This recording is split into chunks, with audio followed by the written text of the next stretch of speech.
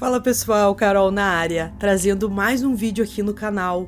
No vídeo de hoje eu vou contar para vocês um caso que aconteceu em 1999 na Noruega.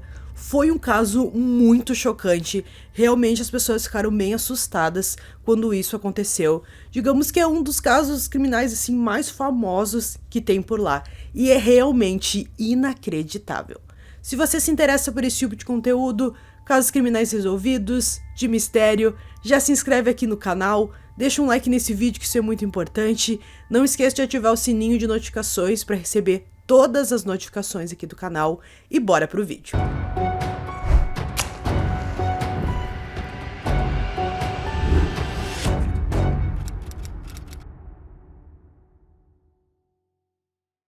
Em 1952, o casal Christian e Mary Orderud deram as boas-vindas à sua primeira filha chamada Annie.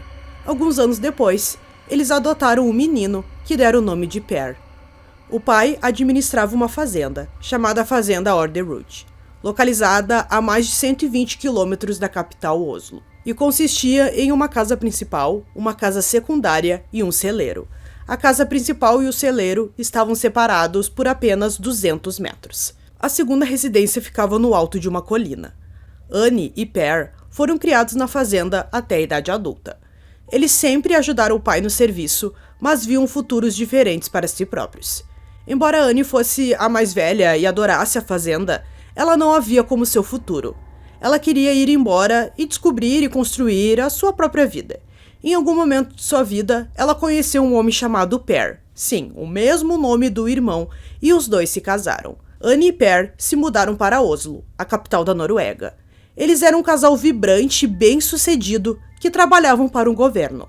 Ela trabalhava para o Ministério da Defesa da Noruega, onde era secretária pessoal do ministro da Defesa norueguês. Seu marido, Per, trabalhou para o Ministério das Relações Exteriores da Noruega, como um proeminente diplomata de alto nível. Annie nesse momento estava realizada, mas o seu irmão, o Per, ainda não. Ele tinha o desejo de assumir a fazenda de seu pai. Ele trabalhou nisso desde pequeno e deixou claro para eles que era o seu principal objetivo o tempo inteiro. Christian se aposentou quando o Per estava com 30 anos. Em 1984, com o pai aposentado, Per teve mais responsabilidades na fazenda. Christian ainda era o dono, mas o plano era um dia o Per comprar dele. Quando Christian se aposentou, ele e Mary decidiram se mudar da casa principal para a casa secundária. Isso permitiu que seu filho Per se mudasse sozinho para a casa principal e administrasse a fazenda a partir daí. 10 anos se passaram até que Per conheceu uma mulher de 21 anos chamada Verônica. Os dois se casaram e agora ela morava com ele na casa principal da fazenda. Enquanto isso, em Oslo, coisas estranhas começaram a acontecer com Annie e seu marido. Em 3 de março de 1997, a Annie e o Per saíram com alguns amigos e voltaram para casa mais ou menos 1h30 da manhã. Quando eles estavam na calçada, prontos ali para entrar na casa, um homem completamente aleatório começou a agredir os dois. O Per levou alguns chutes e a Annie também. Depois de algum momento, o homem simplesmente foi embora e não roubou nada. Parecia até um assalto, mas não foi isso que aconteceu. O objetivo daquele homem era apenas agredir os dois, o que, é claro, era muito estranho. Eles tiveram alguns ferimentos, mas depois se recuperaram totalmente. Então, em 15 de julho, Annie descobriu um objeto colado em seu carro. Sem saber o que fazer, ela dirigiu até o prédio do Ministério da Defesa, em Oslo. Ela não tinha certeza do que estava preso em seu carro e então chamou a polícia. A polícia determinou que o objeto preso na parte inferior do carro de Annie era uma dinamite. Menos de um mês depois, em 12 de agosto, mais uma coisa estranha aconteceu com o casal. Per acordou no meio da noite e sentiu um cheiro de gás dentro do apartamento onde eles moravam. Ele também ouviu algum tipo de assovio vindo do lado de fora da porta. Quando ele abriu, descobriu que alguém deixou um tanque de 5 litros de gasolina do lado de fora da porta, com a ventilação aberta. A tubulação do tanque foi colocada bem próxima a uma fenda na frente do prédio, para permitir o vazamento do gás. Depois disso, a polícia foi chamada. eles descobriram que havia um rastro de gasolina que havia sido derramado na rua que levava à porta da frente da casa deles. Tudo isso que aconteceu com o casal foi muito divulgado na cidade, mas ninguém foi preso em conexão com essas tentativas de assassinato. Depois disso, Per e Annie foram levados para um local seguro em um acampamento militar. No dia 3 de setembro, os dois estavam temendo por suas vidas, então eles decidiram aproveitar a oportunidade e foram para Nova York e fugiram ali do que eles estavam enfrentando. Eles ficaram em Nova York por 4 meses, durante os quais Per atuou como cônsul-geral. Em janeiro de 99, Per e Annie decidiram voltar para casa em Oslo, acreditando que depois de tanto tempo já estavam seguros. Em 6 de maio de 1999, Per, o marido de Annie, morreu depois de ser diagnosticado com câncer. Há algumas especulações de que talvez sua morte tenha sido causada de alguma forma por alguém que o queria morto.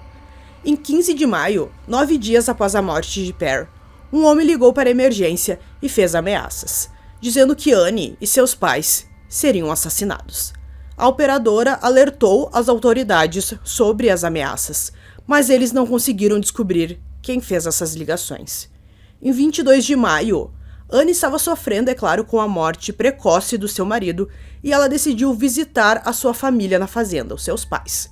Como ainda ela estava muito triste, ela acreditou que passar a noite com eles seria uma boa ideia.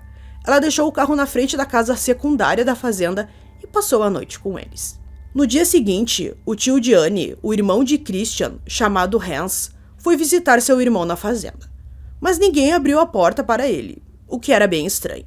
O Hans, então, deu uma volta na casa ali para ver se ele conseguia chamar a atenção de alguém, ver se tinha alguém na casa, até que ele percebeu uma coisa estranha. Uma das portas ali da casa tinha um vidro, e esse vidro estava quebrado. Então ele pensou, bom, acho que alguma coisa aconteceu, isso tá estranho, e de alguma forma ali ele conseguiu entrar na casa. E foi nesse momento que ele encontrou uma cena muito perturbadora. Christian, de 81 anos, Mary, de 84 e Annie, de 47, estavam caídos no chão. Todos foram baleados a queima-roupa. A polícia foi chamada e eles logo perceberam que o assassino entrou pela porta dos fundos que foi quebrada.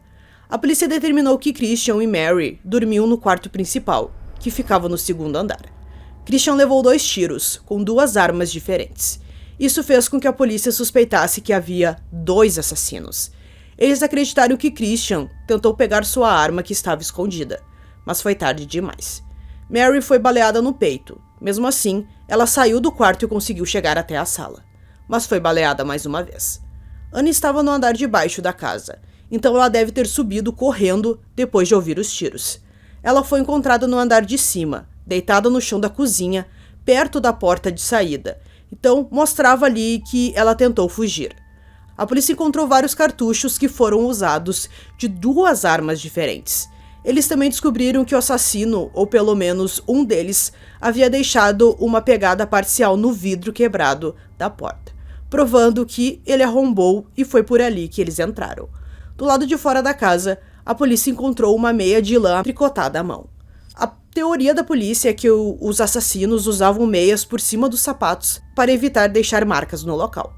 Com base na marca parcial do sapato no vidro, a polícia acreditou que a meia encontrada poderia ter saído do pé dele, antes de ele entrar.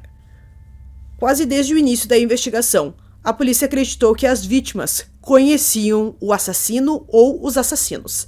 Nada foi levado, o que descartou o roubo como motivo. Sabendo do histórico de Annie, a polícia acreditou que ela era o alvo principal naquela noite. A polícia acreditava ainda que apenas alguém que conhecesse a família saberia que Annie estava visitando os pais naquele fim de semana. Então a polícia acreditou que algum membro da família cometeu aquele crime tão terrível. A primeira pessoa entrevistada pela polícia foi Per, o irmão da Annie, que morava no mesmo local ali na fazenda e ficava muito perto ali a casa principal da casa secundária. Quando entrevistado pela polícia, ele e sua esposa disseram que não ouviram nada. Eles disseram que não perceberam que nada tinha acontecido até que a polícia chegou para conversar com eles na manhã seguinte. Era estranho eles não terem ouvido nada. Eles estavam bem perto da cena do crime e 12 tiros foram disparados. Então, em algum momento, provavelmente, eles teriam ouvido alguma coisa. Por vários motivos, Per e Verônica se tornaram suspeitos desde o início. Aparentemente, um vizinho que alugava uma propriedade na fazenda disse à polícia que os carros de Per e Verônica sumiram naquela noite, assim como os cachorros.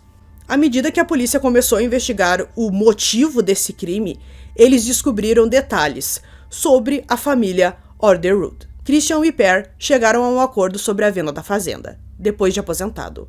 Per assumiu as operações diárias e mais tarde ele compraria a fazenda, então eles tinham combinado isso.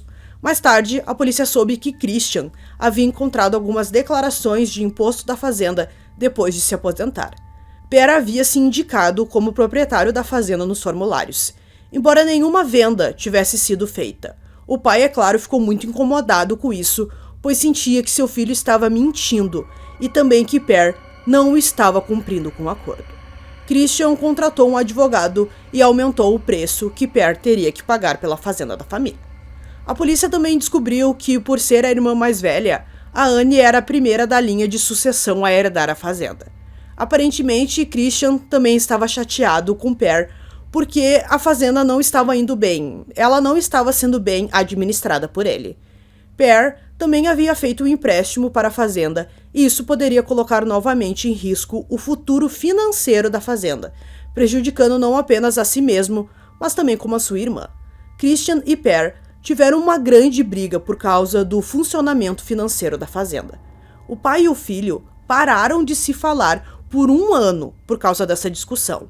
Per acabou processando o pai, levando à justiça por causa do preço da fazenda.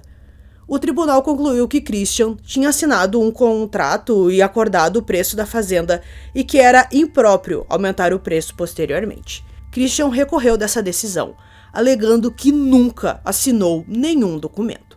A decisão original do tribunal foi revertida, porque foi determinado que Per falsificou a assinatura de seu pai nos papéis. A polícia percebeu que Per tinha um motivo para matar sua família, não apenas Annie, mas também seus pais. Especialmente porque Annie estava falando em dividir a fazenda em pedaços menores e vendê-los aos incorporadores, porque a fazenda já estava falindo de qualquer maneira, mas o seu irmão, ele não aceitava isso. Depois de muita investigação, a polícia suspeitou que Verônica também estava envolvida no crime. O ex-namorado dela alegou que ela só namorou com ele por dinheiro, e ele também ressaltou que ela era 18 anos mais jovem do que Per, e provavelmente ela estava esperando o marido receber a fazenda e a herança ali, né? Receber o dinheiro. Enquanto a polícia juntava tudo isso, 10 dias após o crime, eles foram chamados a um bosque por causa de relatos de tiros. No local estava Christine Kirmero, a irmã de Verônica, praticando tiro ao alvo. Suspeitando na mulher, eles chamaram para um interrogatório. Eles conseguiram um mandado de busca para a casa em que Christine dividia com o namorado, chamado Lars. Lá, eles encontraram drogas, explosivos e armas, uma das quais era uma arma de calibre 22. A polícia testou e viu que as balas da cena do crime eram dessa arma. Lars também foi entrevistado e agora a polícia tinha 4 suspeitos no caso. Christine começou a falar algumas coisas importantes à polícia. Segundo ela e Lars forneceram armas para Per e Verônica e que os ajudaram a planejar os assassinatos, mas não os ajudaram a cometer os tiroteios.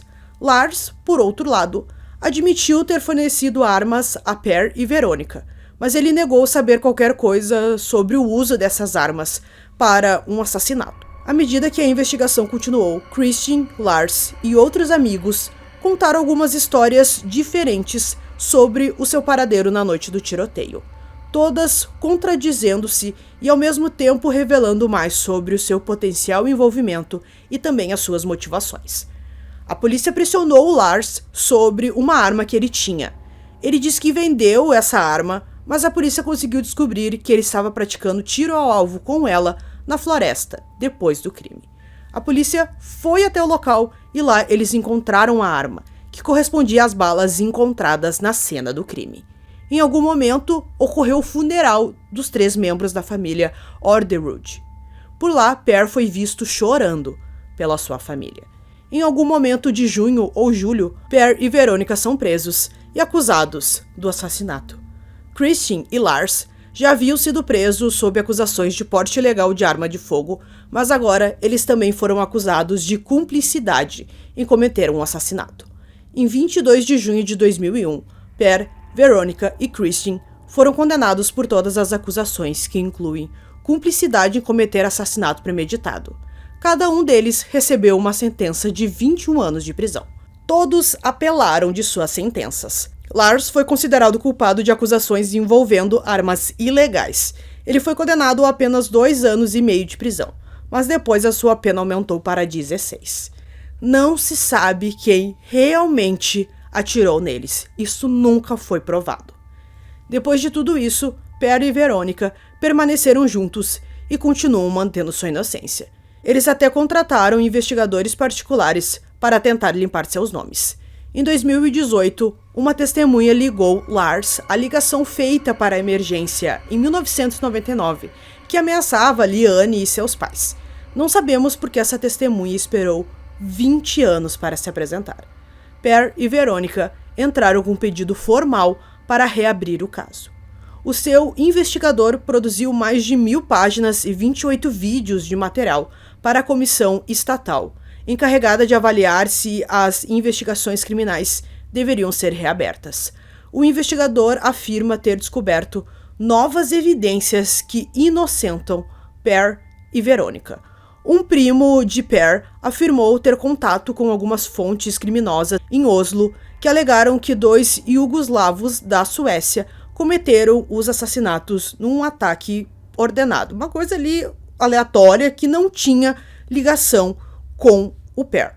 Então, pessoal, concluindo esse caso aqui para vocês, eu acho que fica bem claro a culpa do Pierre. Desde o início ali, ele tentou ter a fazenda a todo custo, por mais que eles tenham ali tentado dizer que são inocentes e tal. Acho que fica muito claro que ele tem a culpa, talvez a esposa dele também tenha colocado alguma coisa na cabeça dele para ele cometer ali esse crime. Enfim, a gente não sabe quem foi o responsável por aquilo, mas todos têm culpa. Todos os 4 receberam suas penas. Então a polícia trabalhou muito bem nesse caso, eles conseguiram descobrir ali tudo o que precisavam. Então eu espero que vocês tenham gostado desse vídeo. Esse foi mais um vídeo aqui no canal Durmam Bem e até o próximo.